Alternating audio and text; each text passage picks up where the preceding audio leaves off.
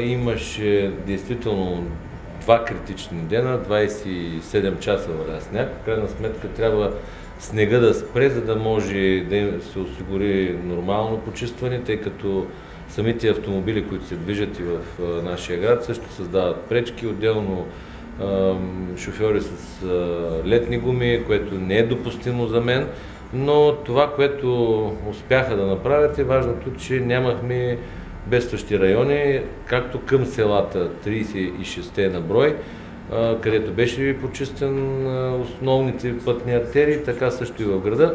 Естествено, че основно се гледа да се изчисти първо главните пътища, по които се движат автобусите, и след това второстепенните улици. Издал съм разпореждане до 27 включително снегът, който е събран на камари, да бъде извозен от улиците.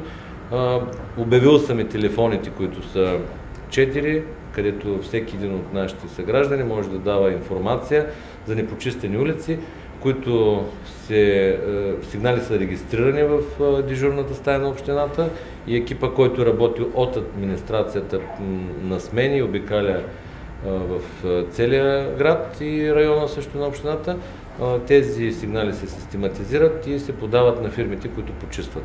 Естествено, че, както ви казах, имаше участъци, които не бяха почистени на време, създадоха се труднодостъпни среди, примерно пътя Велико Търново-Горна Оряховица, покрай Арбанаси, беше затворен заради непочистено на време пътна инфраструктура, но в крайна сметка до 40 минути нещата се оправяха, тъй като мога да кажа и обиколката, която имах през нощта в 2 часа, главните артерии бяха почистени.